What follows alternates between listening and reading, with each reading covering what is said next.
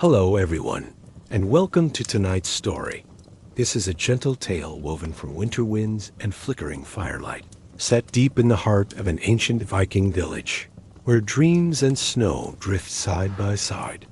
If you're looking for something to calm your thoughts, to help your mind settle gently like falling snow, and ease you into a warm and restful sleep, then you've come to the right place. So find a cozy place to rest, perhaps under a blanket or next to a soft pillow. Let your eyes grow heavier with each word, and let your thoughts drift quietly along the rhythm of the story.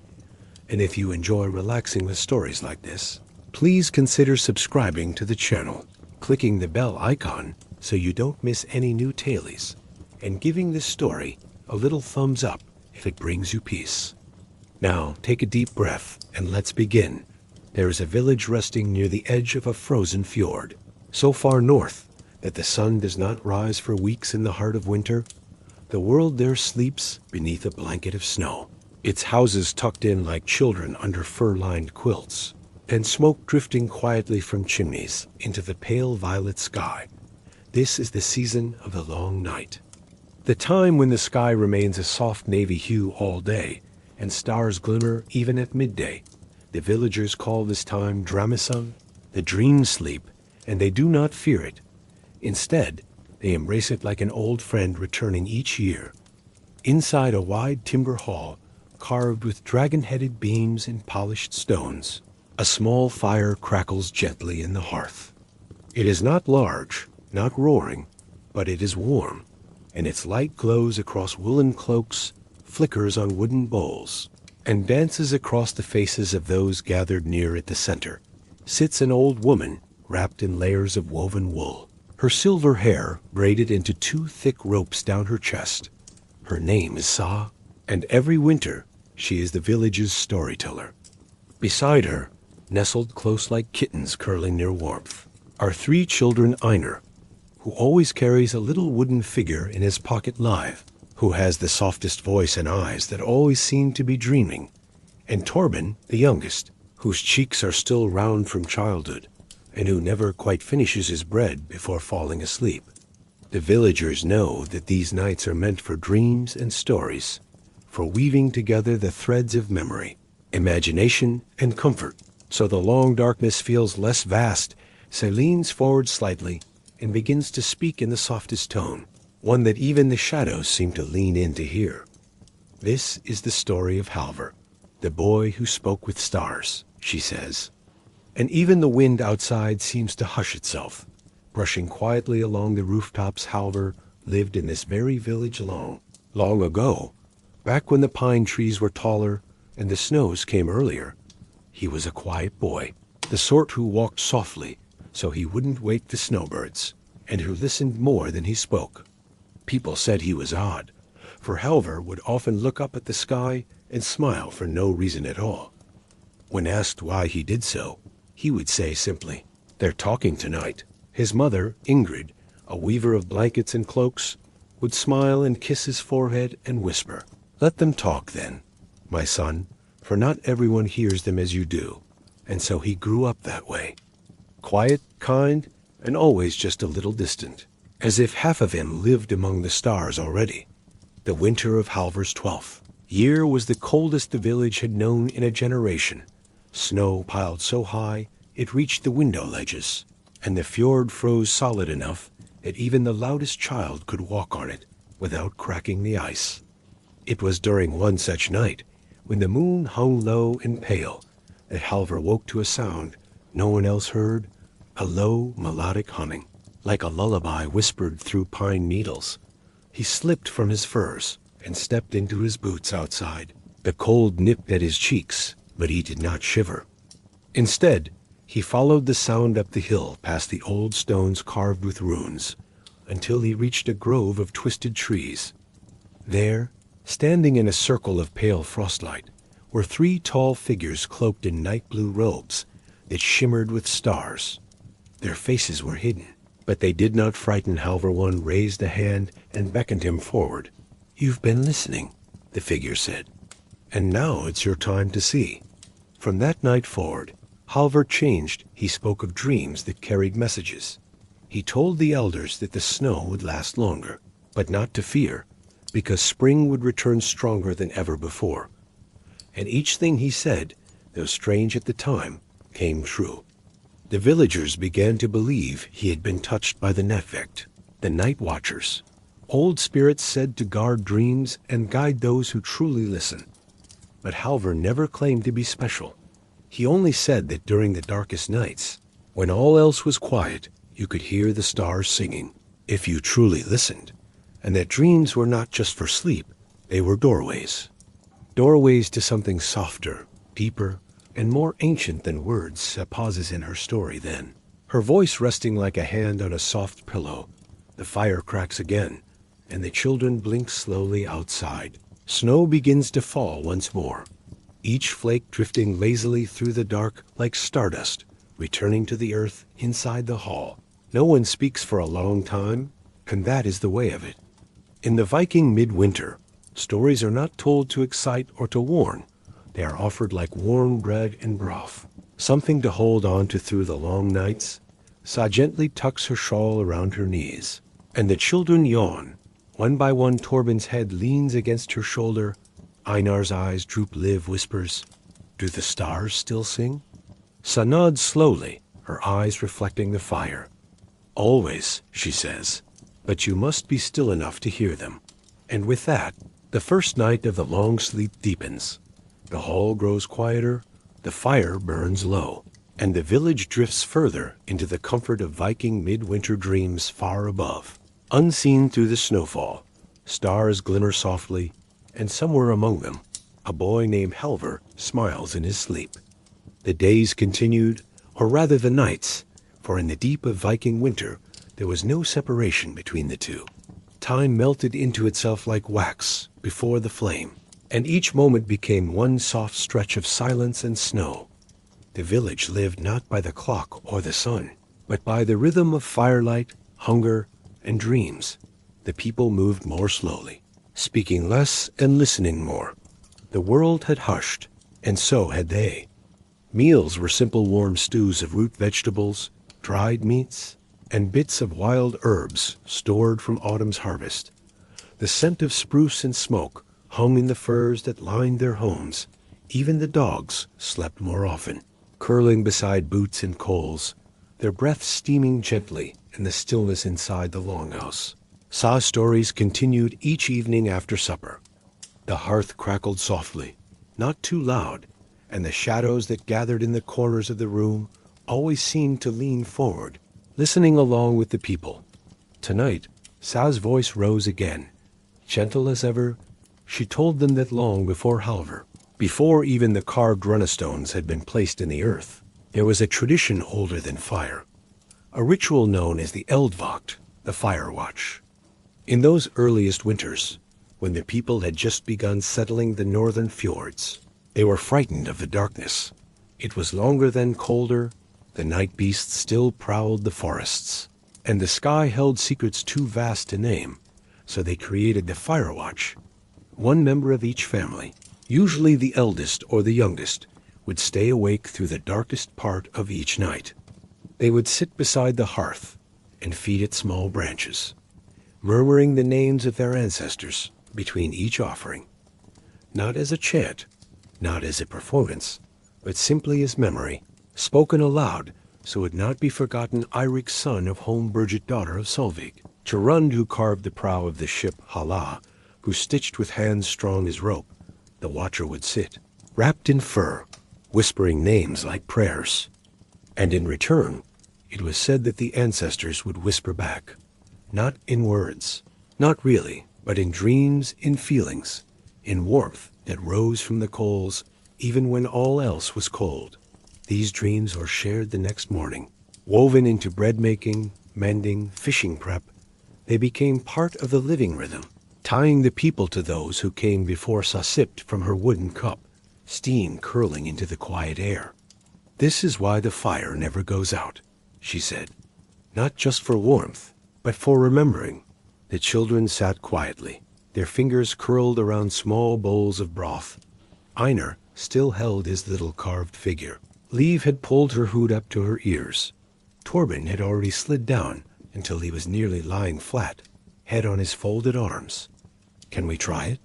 Einar asked, his voice low. "The fire watch?" Sa nodded slowly. "Yes, but not in the way you think. You need not stay awake all night, but you can speak their names, you can ask for dreams, and you can listen to what stirs in the quiet." So that night, as the fire burned low and the wind hummed against the wood of the walls, Einar stayed up just a little longer. He sat beside the embers with a blanket around his shoulders and spoke the name of his grandfather, Rurik, who had once carved ships that sailed as far as the Silver Islands. He didn't hear a voice, he didn't see a vision, but he felt something, a slow warmth in his chest, a heaviness in his eyes that didn't feel like sleep, but like belonging. When he woke the next morning, the snow had covered the steps, and a small bird sat on the windowsill, as if waiting. Einar smiled without knowing why that day. The village went about their quiet midwinter chores. There was not much to be done. Snow was cleared, fishhooks checked, wool carded and combed. The pace was slow by design, not from laziness, but from reverence. The darkness was a guest now, not an enemy. At dusk, the sound of a horn drifted from the hills, low and distant, like the call of something ancient turning in its sleep. It was not alarming, but it was noticed that night. Sa spoke again. She told them of the Drumskog, the dreaming forest, a place where, it was said, time flowed differently, where the trees hummed at night, and spirits walked not to frighten, but to remind people of who they were, where they had come from, and what it meant to be part of a line of souls stretching further than memory could reach. Few went there during the winter, but some, especially the old ones, would dream of it. And the dreams would be so vivid, they'd return with snow in their hair and pine needles in their boots, as if they had walked there in their sleep. Live, who had been silent all evening, asked softly, "Have you ever dreamed of it, Sa?" The old woman smiled, lines deepening gently at the corners of her mouth. "Once," she said, "on the coldest night of the year, when the fire barely held, I walked between trees taller than towers. Their trunks were wrapped in moss that glowed like moonlight, and there was no fear, only stillness. Each step felt like falling gently into memory." Torben whispered, "Did you see anyone there?" Sa nodded.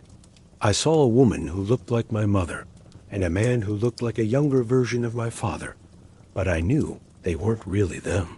They were older than names, older than me, but they smiled when they saw me." A silence followed, not heavy, just thoughtful. Snow tapped lightly on the windows. The fire dimmed to a soft orange glow outside. The wind shifted, curling like smoke through the narrow streets. The dogs turned in their sleep.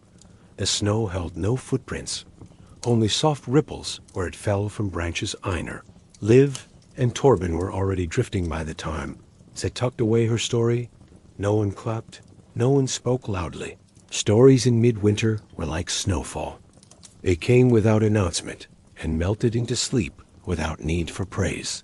Later that night, Einar dreamed of a tree with branches that reached into the stars. He stood beneath it, and each star that blinked above him carried a whisper he almost recognized. He could not tell whether the voices were speaking in words or simply feelings, but he felt no fear, only wonder. When he woke, the blanket had slipped from his shoulders, the fire was low, and outside, the sky had cleared just enough for one brilliant star to shimmer above the treetops. He didn't speak of the dream that morning, but he looked at Lev, and she gave the smallest nod, as if she had seen the same thing. Torben, still rubbing his eyes, held a pinnacone he didn't remember picking up, and the day moved on, slow and gentle.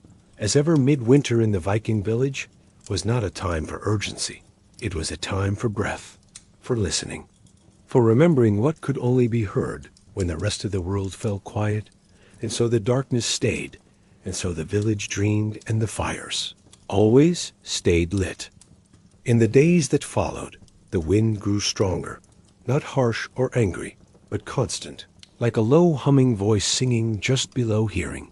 Snow no longer drifted, but swept gently in slow arcs across the rooftops, and icicles hung like glass teeth from the eaves. The villagers spoke even less now, as if each word spent needed to be warmed back up before it could be used again. They moved softly from one room to the next, wrapped in thick woolen cloaks and boots lined with fur. In the quiet, the smallest sounds took on a kind of music, the creak of wood, the soft sigh of a closing door, the rustle of fabric near the hearth. The nights, which had never left, grew longer still, but in this village of ice and memory, no one feared the endless dark. They had fire, they had stories, and they had the lantern path it began. Saya said one night, with a child who was afraid of the dark. This was long ago, even before her time, when the village was still just a handful of huts beside the ice-frozen fjord.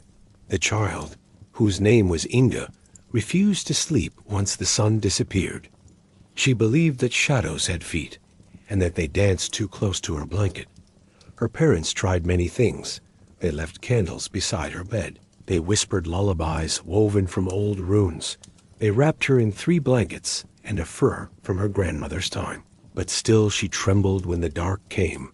So one night, her father carved a lantern from pine wood. It was small, with slats shaped like stars and moons inside it. He placed a bit of glowing coal and sealed it with a lid of horn. He told her, "This light is not just from the fire. It is from me and your mother and everyone who ever loved you. So long as it burns, you are not alone." She took the lantern to bed that night and did not sleep at first. She stared at the flickering shapes it made on the wall, soft and dancing. Eventually, her breath slowed, her eyes blinked slower, and when the morning came, her parents found her still holding the lantern, its glow barely a shimmer. Her lips curved in the smallest dream of a smile after that. Others made lanterns too, for children, for elders, for the sick and the sleepless. They began placing them on windowsills at night, so those walking through the village could see small points of warmth guiding their way. And in time, those lanterns formed a kind of path, winding between homes, around the longhouse, and even up to the ridge that overlooked the fjord. That was how the lantern path began. She paused here, sipping her warm tea. Einar shifted quietly in his seat, watching the firelight flicker through the steam rising from her cup. Torben was already halfway to sleep, his head resting on a folded tunic. Liv had her eyes wide open, but unblinking, caught somewhere between listening and dreaming. "Do they still walk it?" Liv asked, her voice soft. "Some do," Seth said, "but mostly in dreams now. Still, every year on the longest night, we light the path again for them, for us, for those in between." That evening, after the story ended, the 3 children could not stop thinking about the lantern path. So the next morning, with permission from their parents and mufflers wrapped snugly around their chins, they ventured outside. The cold kissed their cheeks and turned their breath to mist. Each of them carried a small lantern, old ones from their family trunks. Wrapped in cloth and gently repaired by nimble hands, they lit them carefully using coals from the hearth and placed them, one by one, at the base of the trees that lined the outer ring of the village. It was a quiet task. They didn't speak as they worked. Something about it felt sacred, even though they hadn't said it aloud. By the time they returned to Sa's longhouse, the sun had not risen, of course, but the edge of the sky had softened to a pale blue-gray, the kind that almost tricked the eye into believing it was morning. That night, the villagers noticed some of them added their own lanterns, old carved ones, simple bowls with bits of moss oil, a handful of pine knots soaked in tallow. No one said much, but there were more lights the next night, and more still after that. By the end of the week, a soft glowing trail wound through the entire village, connecting each home with its neighbor like a thread of firelight. Even those too old to walk stood at their doorways and watched. Some smiled, some wept. Inside the longhouse, Sa told another story. This one of a man named Ulrich, who once walked the lantern path to ask the spirits of the ice for a dream to guide his people. He walked for 3 nights straight, carrying a lantern made from whalebone and filled with seal oil. He crossed frozen rivers, followed the northern lights, and stood at the base of the mountain of breath, where the snow never melted. There, he planted his lantern into the snow and closed his eyes. When he opened them again, he saw a golden tree blooming in the sky, its leaves falling like feathers of light. He returned home with no words, only drawings, and those drawings became the pattern used in every carving since Einar. Liv and Torben listened wide-eyed, their lanterns now placed beside them. They wondered if the dreams of old could still be reached, if the same spirits still watched that night. Liv whispered to her lantern before sleep, "Show me the golden tree." And when she slept, her dream was soft and simple. A single glowing leaf fell into her hand. When she looked up, the sky above her rippled like a pool of light, and a path stretched ahead. In the morning, she drew it in the snow. Torben saw it and smiled without knowing why the village continued glowing through the dark. Even travelers who passed by the ridge in the distance would pause. They'd see the quiet ring of lights and wonder if it was a dream. Some said they heard soft music carried on the wind. Some saw shapes moving between the lanterns, figures that shimmered and faded like mist. But no one was afraid. The lights meant safety. They meant home, and so the darkness stayed, and so the dreams continued, and the lanterns, every night, flickered on. As the dark days continued, the snow grew deeper still. It covered the rooftops in thick white silence, softened every edge, and hushed the world beneath its weight. The village now looked like a place from a dream, its houses half buried, its paths little more than tunnels of soft blue light between walls of frost. Inside each home, the fires burned low and slow, not just for heat, but for rhythm. There was no rush to do anything. Even speech had slowed. Conversations drifted like snowflakes, light, delicate, and spaced far apart in Saza's longhouse. A sense of peaceful routine had settled like dust. Every evening, the fire would be stoked just a little. The children would gather close, and the old woman would begin her story. Not always loudly, not always right away. Sometimes she would sit for long minutes with her hands wrapped around her cup, her eyes half closed as if waiting for the story to come to her, rather than the other way around. One such evening, when the snow outside pressed thick against the window panes and the lanterns glowed like stars trapped in glass, Sa began a new tale. This one was older than the others. Older than the village itself, or so the elders claimed, a story passed down like a whisper from one winter dreamer to the next. In the deepest part of the cold season, Sa said, her voice barely above a breath, "There comes a time when the earth forgets the sun, and when that happens, it is said that the ground itself begins to dream. That is when the sleep beneath the snow begins." The children listened with half-lidded eyes. Einar sat cross-legged with his hands tucked under his legs. Liv leaned against the wall with a wool blanket pulled up to her chin. Torben lay flat on a sheepskin rug, already drifting in and out of dreams before the story had even begun. "There once was a woman," Set continued, "named Signe, who lived far to the north, beyond even the black fjords and the mountain gates. She lived in a house buried almost completely in snow, with only a chimney and a small carved doorway visible from the outside. People said she was part snow herself, that her hair was frost, and her breath could freeze lakes. But she was no ghost, only a dreamer. Each year, as the dark stretched longer, Signe would prepare for the sleep. She would sweep her floor with a broom made of pine needles. She would place stones in a circle around her bed, and she would boil a tea made from roots that only grew beneath the ice. When she drank the tea, she would whisper the names of all the winters she had lived through. Not just the years, but the specific winters, each with its own voice, its own taste, its own mood. The year the wolves came, the year the snow melted early, the year of the broken sled, the year of the silent wind. Then she would lie down in her bed of furs and let herself drift, and as she did, the snow would begin to fall faster around her home. So thick so steady that by morning no trace of her house remained, and for many days, even weeks, there would be no sign of her. No smoke, no footprints, no breath on the wind. The villagers believed she had been taken by the cold, but each year, when the days slowly stretched longer again, and the first thaw dripped from the trees, they would find her door once more.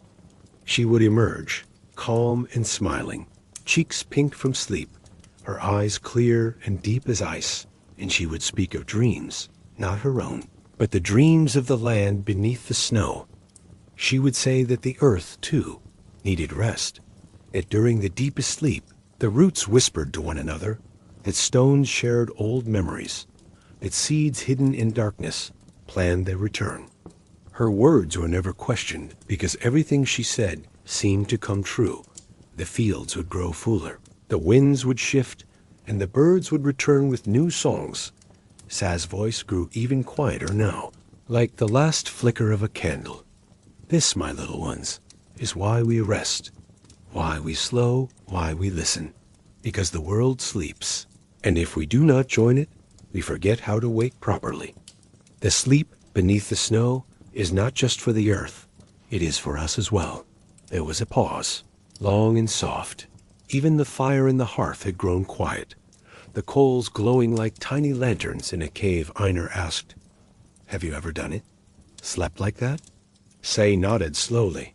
"Yes, only once, when I was young and foolish, and dared to drink the tea of Sign's roots." The children leaned forward slightly. "I saw things I cannot explain, mountains moving, as if they breathed rivers running backward, a stag made of moonlight, and beneath it all, a voice like thunder wrapped in silk. It did not speak in words, only in feeling, and when I woke, I knew I had to tell stories, because the voice needed someone to carry its dreams." No one said anything more that night. The wind blew gently outside, and snow continued to fall without end. The next morning, the village was even quieter than usual. A softness had taken over, a stillness that even the dogs obeyed. The children spent much of the day inside, sitting close together, whispering about Signe and the dream of the earth.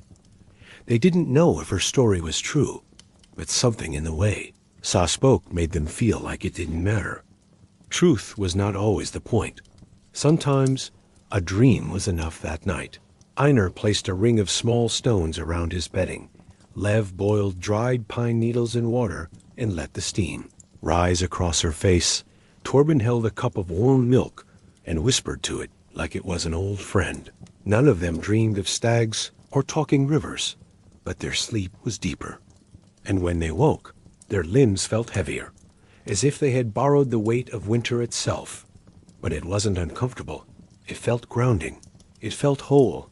Outside, the snow still fell. The lantern path still glowed, and the village, wrapped in its blanket of ice and silence, dreamed on the sleep beneath the snow had begun. The wind had changed again, not louder, not colder, but different somehow. It didn't gust or howl like it sometimes did when storms approached from the far edge of the sea. Instead, it moved slowly and deliberately, curling around doorways and windowsills, whispering through cracks in the wood with the gentlest sigh in the village. People had started calling it Navnvinden, the wind that knows names. It was said to come only during the deepest part of winter, when the sky no longer remembered daylight, and the snow had covered every color. But white children were told that if they listened closely at night, the wind would carry the voices of their ancestors. Some believed it could call to those who had not yet been born. It was not a frightening wind. There was something comforting about it, like being remembered by something very old and very kind. Say was the first to speak of it that season. One evening, after a supper of dried fish, barley stew, and wild berries preserved in honey, she stirred the coals with the tip of her walking stick and began to hum. It wasn't a song, more like a tune waiting to be born. Then she said softly, "There is a wind that walks through our village, only when the world is most quiet. It has no face, no hands, and no voice, but it remembers everyone who has ever lived here, even those forgotten by time." The children were gathered close, As they always were, Liv had brought a bundle of wool. She was learning to spin. Einar sat beside her, carving careful lines into a bit of driftwood. Torben had a handful of pine cones and was quietly arranging them in a circle. The wind that knows names does not shout, Sa went on. It does not call out to startle or to scare. It murmurs, it weaves, it reminds. Sometimes it brings back a scent, or a memory, or the feeling of someone long gone brushing your shoulder as you fall asleep. She leaned closer to the fire, and her voice dipped lower. Many winters ago, when I was no older than you three, I heard the wind speak my name. I was lying beneath the firs, not yet asleep, but not quite awake, and I felt the cold breeze slip through the walls, softer than breath. It said my name 3 times, Sa, Sa, Sa, not like a question, more like a greeting. Liv whispered, were you afraid? Sai smiled, her eyes wrinkling in that way that made her seem both ancient and young. No, it felt like someone tucking me in, someone who had known me long before I knew myself. That night, the children listened harder than ever, not just to the fire, but to the wind beyond the walls. It moved slowly through the village, brushing over snowbanks, slipping between houses, tracing the corners of old wooden doors. It didn't sound like a voice, but it did not sound like one either. Liv thought she heard her grandmother's laughter. Einar thought he smelled the pine smoke of his father's old cloak. Torben, too young to name what he felt, simply hugged his blanket tighter and smiled in his sleep. Over the next few days, the villagers began to speak of strange dreams and small memories resurfacing. A woman remembered the lullaby her mother used to sing, though she hadn't thought of it in years. A man dreamed of his brother's fishing boat, lost long ago, and woke with the scent of salt in his nose. Even the elder with clouded eyes, who hadn't spoken in weeks, suddenly muttered a name from childhood and wept quietly by the fire. The wind had touched them all, not harshly, but like a hand brushing snow from a sleeve. Sai said it had been like this for generations, that in the time before time, people believed the wind carried messages between the worlds.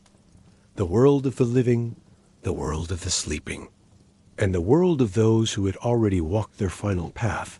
It was not a door exactly, but a thread. And if you were still enough, quiet enough, soft enough in your dreaming, you could follow that thread. The children began their own ritual each night. Before sleep, they would whisper 3 names into the fire. Liv always chose her grandmother, her uncle who'd gone to sea, and the child she'd once played with by the frozen pond. Einar spoke his grandfather's name, the name of the raven who had followed their family for 5 winters, and one name he didn't recognize, but felt right. Torben said the names of his cat, his favorite story hero, and a tree he used to climb. The names didn't need to make sense. They only needed to matter. They believed the wind would carry them, and that somehow those names would reach their destinations. One night, a new wind came, warmer, gentler. It carried a strange scent, distant pine forests, and something sweeter, like melted snow on warm stone. Sai said that this was the return wind, the wind that brought answers.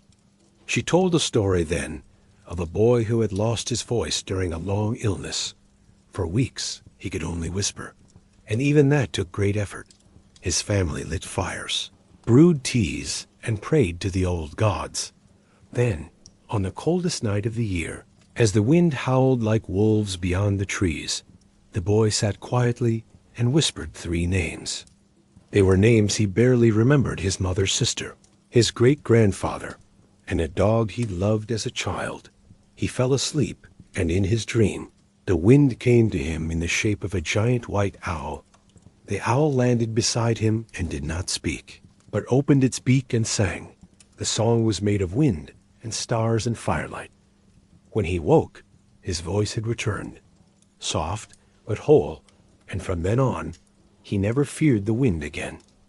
As Sa finished the story, the fire dimmed to coals outside. The wind moved past the longhouse like a hush wrapped in velvet. Einar, Liv, and Torben fell asleep without needing to be told.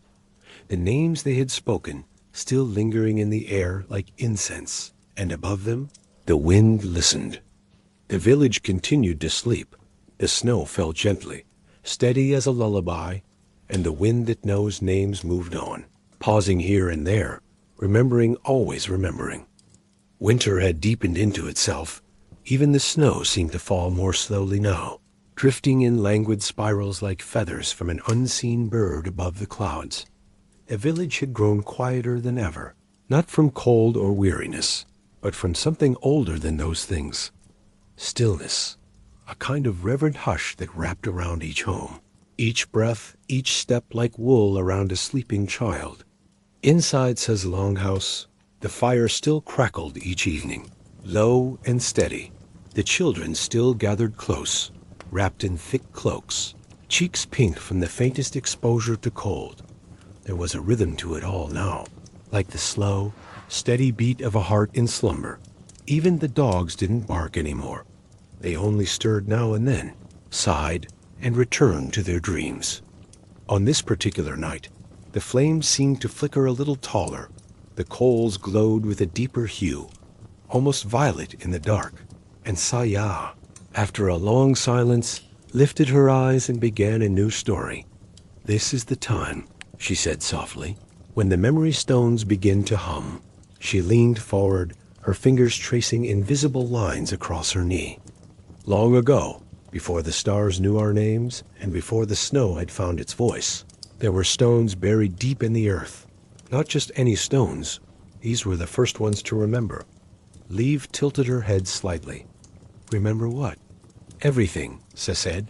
"They remember every footstep, every story, every tear that ever touched the ground above them. And when the world grows still enough like now, they begin to hum. Not loudly, not even out loud, but in the bones, in the quiet place just behind the heart. The stones were said to be smooth as river pebbles, dark as ash, and warm to the touch even in the coldest snow. No one could explain why. Some believed they were left behind by the first wanderers. Others thought they were just very old thoughts, turned into matter. Say once found one herself. Many years ago, in the forest just beyond the ridge, it was tucked beneath a crooked tree, whose roots rose from the snow like frozen serpents. She hadn't been looking for it, but when her hand brushed the snow, and her fingers met warmth instead of ice, she knew. It was small, she said, no bigger than a sparrow's egg, but when I held it, I remembered things I never lived. She closed her eyes for a moment, as if seeing it again. I remembered a fire burning in a cave with paintings on the walls. I remembered holding the hand of a child whose face I didn't know. I remembered singing a song in a language I've never spoken. Einar asked in a whisper, "Did the stone show you all that?" Sa opened her eyes again. "It didn't show me. It let me feel it, as if the memories had soaked into the stone, and waited quietly for someone still enough to listen."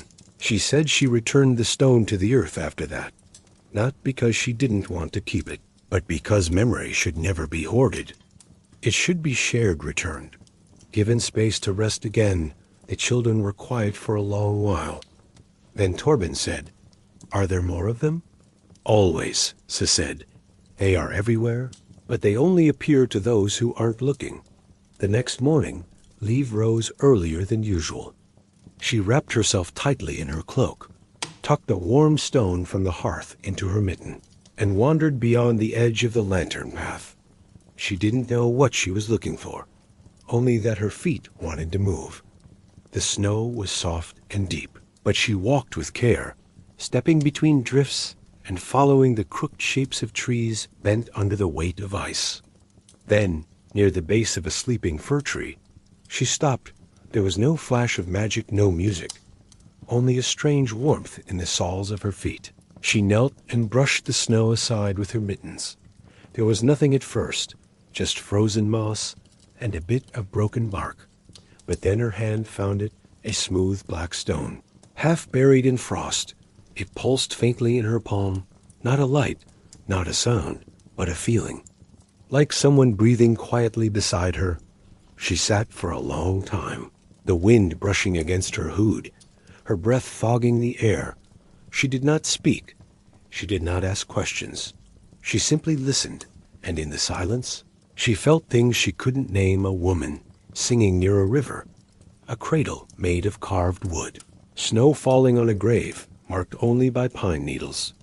Tears slipped down her cheeks, but she wasn't sad. It was like reading a story in a language she'd never learned, but somehow always understood when she returned. She didn't tell anyone right away. She simply placed the stone near the fire, let it warm again, and sat beside it with her hands folded in her lap. That night, she dreamed of a sea that glowed from beneath, not stars above, but stars below, and a voice, deep and slow, humming something older than sound, so seemed to know the next morning. She nodded when Liv sat beside her and said, "You found one." Liv nodded back in the days that followed. The others wandered too. Einar found nothing but silence. Torben came back with a handful of round pebbles and swore one of them had whispered his name. But that was enough. The point was not to gather or collect. It was to notice, and the village, perhaps unknowingly, had started to listen more. Elders sat longer near the fire, staring at nothing and smiling. Mothers hummed lullabies from their childhood. Fathers sharpened tools not for use, but out of habit, as if guided by invisible hands.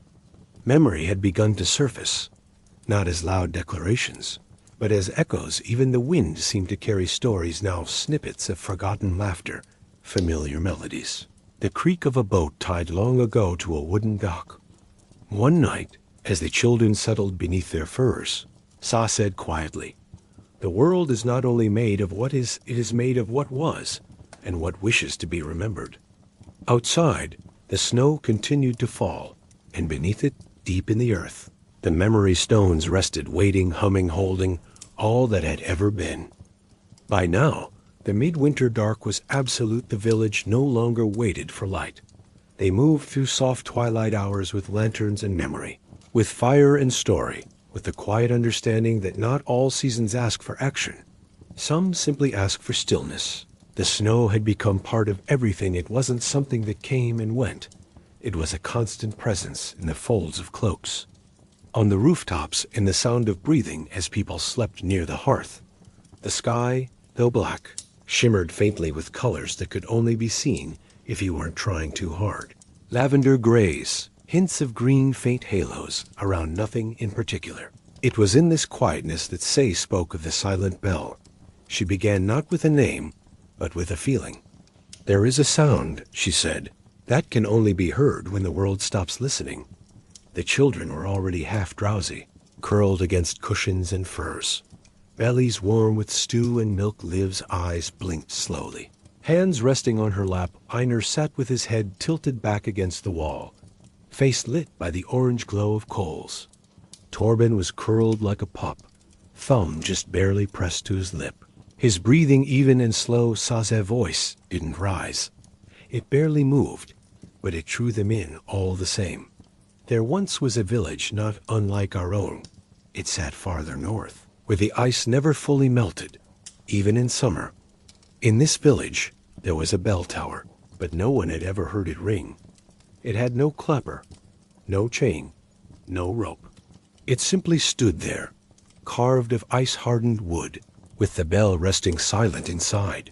She paused, letting the image settle into the quiet. The elders said the bell was never meant to ring for the ears. It was built to ring through the soul, a sound too soft to hear, but loud enough to change the air around it.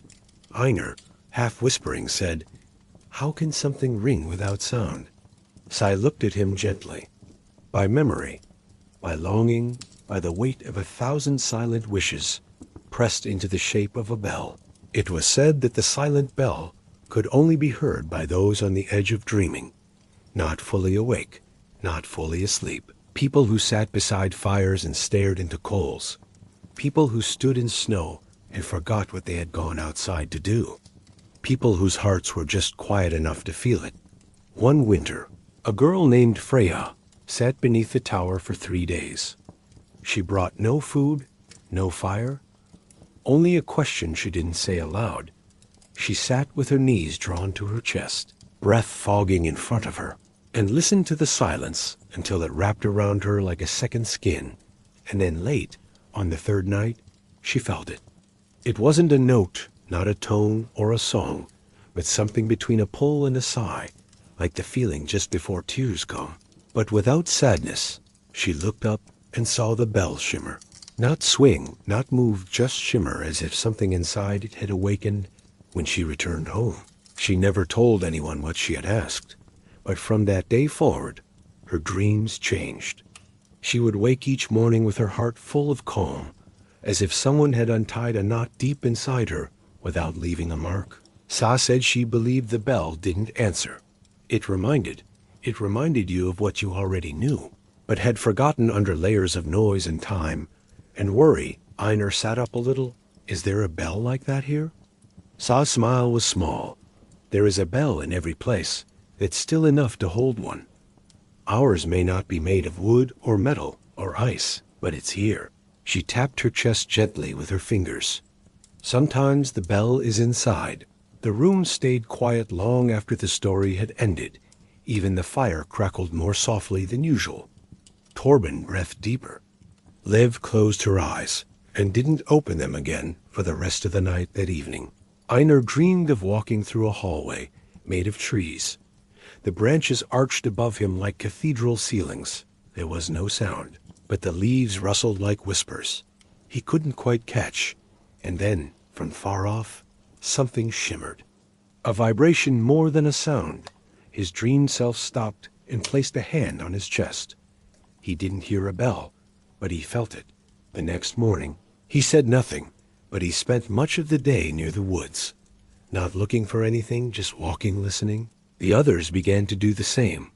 No one spoke of the bell, but they all seemed drawn to quiet places. A spot beside the frozen well. A snow-covered bench facing the fjord. The small cave where icicles grew like glass teeth from the ceiling. They weren't waiting for something to happen. They were learning how to listen. Say watched them from the doorway of the longhouse, her shawl drawn tightly around her shoulders. She didn't call to them. She didn't tell them what to look for. She only watched, and smiled, and returned to the fire. She had once heard the silent bell herself. Many years ago, she had forgotten how it felt until now, but seeing them quiet, still present, it came back to her, not as a memory, but as warmth in her chest that night when she closed her eyes. She dreamed of snow falling upward, of stars blinking beneath her feet, of a great, shimmering shape rising in silence above the forest. She knew what it was, as she wept in her sleep, not from sadness, but from the peaceful ache of remembering something beautiful you thought you'd lost. The bell had rung again, and in the hearts of the children, and the snow, and the firelight, its echo would linger for the rest of that long, dreaming winter. It was the coldest part of winter now, a time when the breath from each person's mouth hung in the air like delicate lace even. The trees no longer moved their branches. Frozen into stillness, the snow fell so lightly it barely seemed to land, hovering. Before settling like dust made of stars, the village didn't resist the stillness. They welcomed it. The quiet had become a companion. It wrapped around them like the heavy woolen cloaks they wore each day. There was no rush to speak, no need to move quickly, no call to be more than what they already were on one such night. After the lamps were lit and the doors sealed tightly against the frost, Sa gathered the children once more. The fire in the longhouse was a low circle of orange and blue, just bright enough to keep the cold at bay. The air was warm, but not hot perfect. For drifting perfect for dreaming. She looked at them for a long while before speaking, as if waiting for the silence to open a space then. Gently, she said, long ago, before our people knew the names of stars, we believed the sky was a blanket knot, a ceiling or a roof, not something above, but something that covered us when we needed rest. Einar, curled in his usual spot by the post, blinked slowly. Lev sat with her knees hugged to her chest, chin tucked between the folds of her scarf. Torben lay flat, his head on Sa's lap, already halfway to sleep before the story began. We called it Himmel is Spald, the sky blanket, and we believed that when it grew too, Cold too dark, too lonely. The sky would lower itself like a great wool covering tucking us in until the world warmed. Again, she paused, sipping from a cup of warmed milk, sweetened with honey and pine syrup. Even the fire seemed to lean in, flickering softly at her feet. There was a family, once, who lived on the edge of the known land far past the fjord past. The cliffs beyond even the pine forests that marked the boundary of our stories. Sa's voice flowed like water beneath ice so smooth it was almost invisible. But steady and always moving forward. This family had seen many winters. They had survived storms and sickness, hunger and fear. But one year, the cold came earlier than ever before, and it did not stop. The children listened without moving even Torben's. Breathing slowed, though his eyes remained closed. The firewood ran low, the food was stretched thin, and the youngest child, a girl named Ellen, grew quiet. Sai looked down at Torben, then just briefly. She stopped asking for stories, stopped playing with the carved animals, stopped humming to herself. The family tried everything they lit, every lantern wrapped her in every fur told her every story they knew, but her spirit seemed to slip further away, not sad, just fading. So one night, her father did something no one had done before. He climbed the hill behind their home, and he sang not loudly, not with perfect words, but with heart. He sang to the sky, asking it to remember them, to not forget their little home in the snow in the sky, that deep blanket of stars, and silence heard him that night. The clouds came low, the stars glowed brighter, and when morning came, everything was warmer, not much, just a few degrees. Enough for the child to open her eyes, enough for the water to drip from the trees, enough for hope to settle back into their hearts. Like a bird returning to a long-forgotten nest. From then on, the village believed even more deeply in the sky blanket. They would sing to it in the quiet, not every night, just when they needed comfort. The cold inside was stronger than the cold outside. Isa looked at each child now, one by one. You can do the same, she said. If ever you feel alone or too cold or too tired to speak, just look up, close your eyes and say, "Remember me." Blanket of the sky.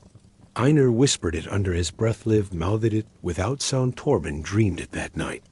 After the story, the children didn't scatter to their own corners like usual. They pulled their bedding close together, right near the hearth, and they slept shoulder to shoulder, like kittens in a den, warm still, and completely at peace. Outside, the snow continued its quiet descent. No wind, no sound, just the soft hush of the sky covering the world in its great, invisible embrace. And above the village, the stars blinked gently, not far away, not unreachable, but close enough to feel close enough to keep watch as the villagers slept. The sky blanket settled gently across the land, tucking them in for one more night of dreams. The heart of winter had passed. Though no one spoke of it, the change was too subtle to name. But something in the rhythm of the snow had shifted. It still fell, yes, but not with the same stillness now. It moved like a breath returning after a long rest. The villagers began to notice little things: ice melting slightly at the edge of the Welle raven calling once, then twice, a child waking with color in her cheeks instead of paleness. Still, the nights were long. Still, the sun did not rise, but something deep below the earth had stirred, as if a seed had yawned for the first time inside Sa's longhouse. The children no longer asked when the stories would begin. They simply arrived, curled into their usual places, and waited. And Sa, always knowing, began to speak before they even asked. "This is the story of the fire that waits," she said, her voice slow and even. "Not the fire we see in the hearth, not the one we build with kindling and breath, but the fire that lives beneath." Einar leaned back against the carved post with his eyes half closed. Liv rested her head on her arm. Torben, wrapped so tightly in his fur, it was hard to see more than his eyes, breathed softly in rhythm with the crackling of the coals. "In the beginning, before the first long winter," Sa said, There was a village that forgot how to be warm, not just in body, but in spirit. They became afraid of the cold, afraid of the dark. They believed that fire could only live above the earth. And when their torches died and their fires dwindled, they thought it meant they had failed. Her fingers moved lightly over the rim of her carved wooden cup, but one child refused to believe it. His name was Canute, and he thought there must be more to warmth than what the hands could touch. He began to look for fire elsewhere, not in logs or sparks, but in footprints that stayed warm even after the walker was gone, in stones that felt like summer when held too long, in songs that lingered in the air after the last note was sung. Canute sit beside sleeping elders and feel the heat of memory.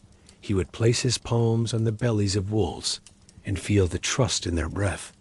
He listened to stories not for words, but for the glowing center hidden deep inside. Eventually, people began to say that Canute had fire in him, not the burning kind, but something slower, quieter, the kind that waited, that never went out. One day, during the coldest storm of that winter, the fires all went out in the village. No one could relight them. Wind howled through the chimneys, and the people wept. But Canute walked to the center of the village, and he sat, and he placed both hands on the snow, and he whispered, "I know you're still here."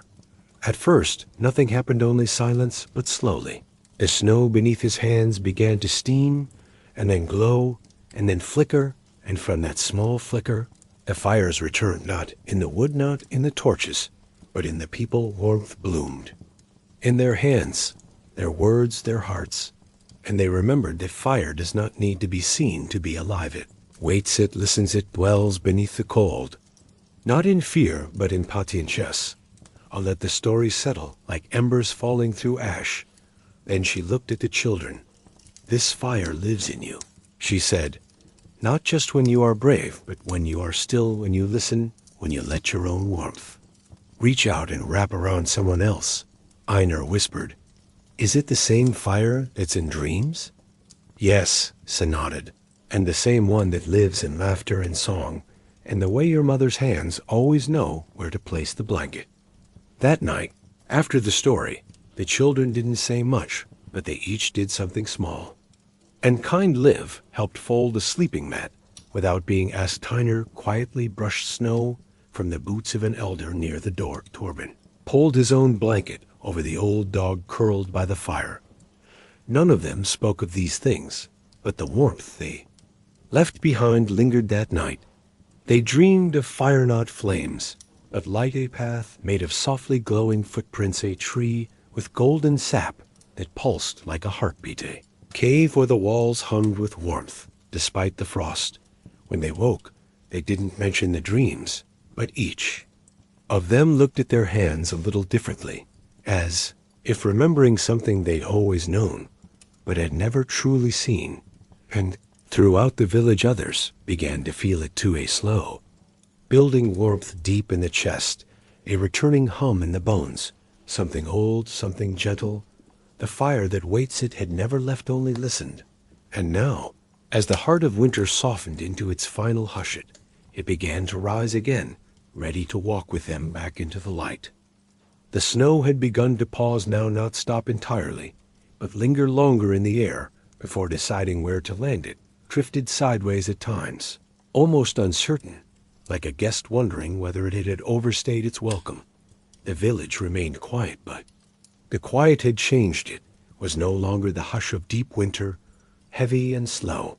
Now it felt like the pause before a breath, a stillness that held something new just beneath the surface inside the longhouse.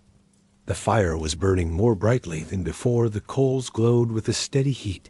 The wood cracked softly, and the light reached farther into the corners of the room than it had in weeks.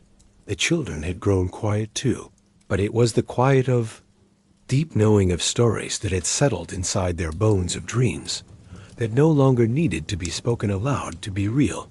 That evening, they gathered around Say one final time for the season, not because they had decided it, but because the air itself told them it was time. So wrapped in a shawl woven with patterns passed down from mothers to daughters across generations, looked at them with eyes like twilight. She didn't begin right away, she simply smiled. And then, in a voice softer than snow, she said, "There comes a night every winter when the snow forgets to fall." Liv blinked slowly.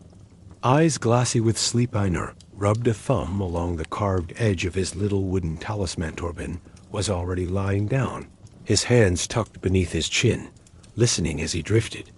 It doesn't stop because winter ends. Not yet. It stops because the world remembers something else. It remembers light. Sa leaned forward slightly, the fire catching in her silver hair. In the story told by the oldest of the old, there is a moment when the sun speaks to the snow, not loudly, just a whisper, and it says, "Thank you for your silence. Now let me sing." The snow, hearing this, pauses. For just a little while it forgets to fall. That is the moment when the long winter begins to loosen, not in a rush, not all at once, but like a knot untangling in warm hands. Villagers never mark it on a calendar. They don't count the days. They only feel it in the way the wind changes, in the way the animals stir, in the way dreams begin to shift from inward to outward. Einar had felt it earlier, that die a strange breeze that had no chill. Liv had seen it in the way a patch of ice had begun to drip in perfect rhythm. Like a heartbeat, Ben had felt it in his sleep. A dream of a meadow where the snow hummed instead of falling. These were not signs to act upon only, signs to witness. Ka looked at them now and said, "You've walked the long night. Well, you've listened, you've dreamed, you've remembered, and now the world begins to turn again." She told them then, not a story, but a remembering of the many winters she had seen, of the faces she'd watched fall, asleep in front of this fire, of the names spoken to the wind, lanterns lit with quiet hands, the snow angels pressed into the earth with laughter and care. She told them that each winter carried pieces of all the ones before, that the stories they had heard were not just tales, maps, seeds, fires passed gently from one generation to the next. Spring will come, she said. It always does, but let winter leave slowly. Let it go like a guest you've grown fond of. Walk it to the door, wrap it in a cloak, and tell it thanked you. The children didn't respond with words.